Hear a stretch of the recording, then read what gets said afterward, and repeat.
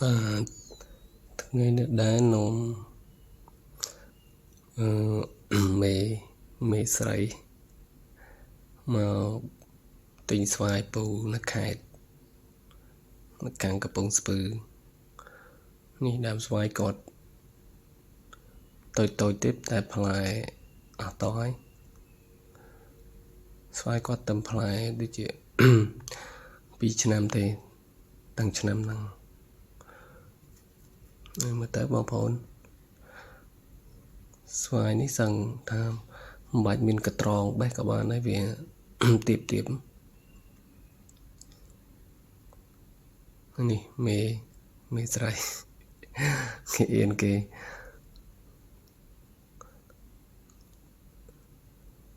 នេះបងប្អូនកុំឃើញអញ្ចឹងបានចាស់អស់ហើយមិននឹកខ្ចីទេស្វាយហ្នឹង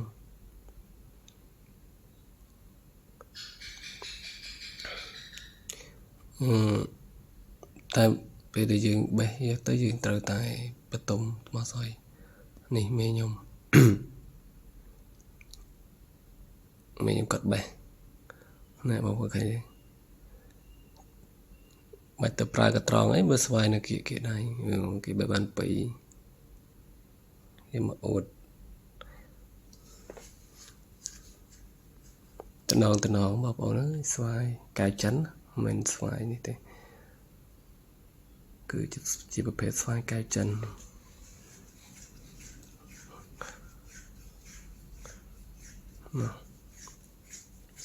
ផ្លែមាត់ទឹកនៅតតប្រើកត្រងបេះមិនទៅពេលខ្លះវាត្រូវយើងបេះតែដៃក៏បានដែរតែខ្លះវាត្រូវបេះប្រើកត្រងដែរហើយនេះស្ទះទឹកគាត់ចំត្រីមាត់ត្រីច្រើនមាត់ដូចគេថាមាត់ដូចបាយពុះទេសភាពស្រុកស្រែបងប្អូនមេឃដូចទុំចង់ភ្លៀងនេះមួយដើមទៀតដើមនេះតែជាទឹមផ្លែឆ្នាំហ្នឹងនេះមកទៅតែទឹមផ្លែមែនតែដូចចង់ងាប់ដើមដែរមានងាប់ខ្លះហើយ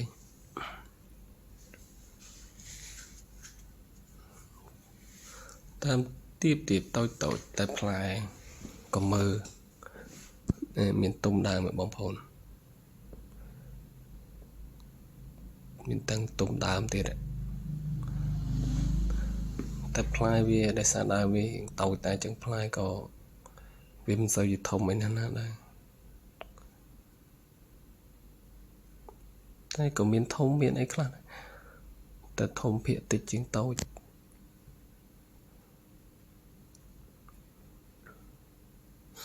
ខ្ញុំជួយទិញគាត់រាល់ឆ្នាំស្វាយកៅចិនប៉ុន្តែឆ្នាំនេះទិញយើងច្រើនតិចឆ្នាំទៅតិចឆ្នាំនេះទិញគាត់រហូតដល់10 ឡូបងប្អូនគាត់ថា10 ឡូសោះថាច្រើនណាស់ហ្នឹង10 ឡូបើយើងទិញយកមកហូបពួកខ្ញុំទិញយកមកហូបទេមិនមែនទិញយកមកលក់ដូរអីទេហូបនឹងចែកបងប្អូន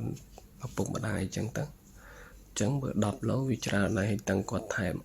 អីទៅវាច្រើនគួរសមដែរមួយឆ្នាំទៅទិញគាត់តែ5 ឡូអីទេបាទនេះស្វាយមួយដើមទៀតស្វាយនេះដើមវិញធំផ្លែវាក៏រៀងធំទៅតាមនឹងដែរណាបងប្អូនមើលទៅអូដល់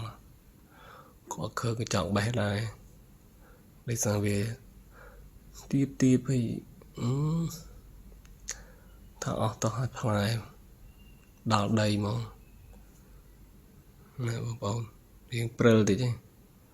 ដូចថាកាមេរ៉ា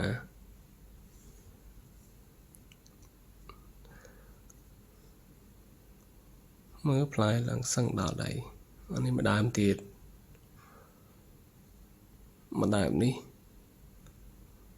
តាមសួរគាត់ថា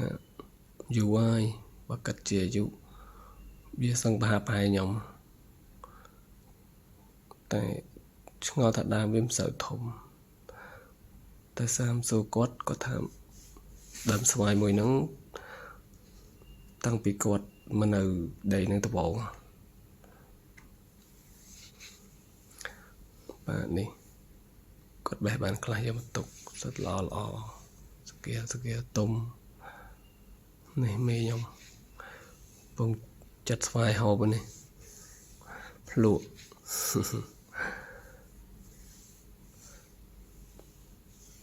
នេះបងប្អូនមើលណានេះបេះបានគាត់បេះថ្មីមុនហ្នឹងបានបេះមានលាយទុំលាយអីខ្លះចឹងទៅហើយនេះទុំដើមបងប្អូនមើលអូយពេញសាច់មក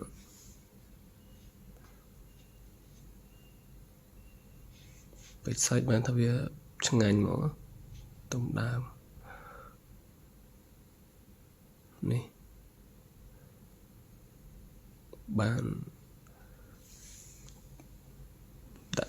ដឹកម៉ូតូដាក់ចឹងមកទៅស្រួលដឹកបានច្រើនបើសិនជាដាក់កេះវាដឹកអត់បានច្រើនទេ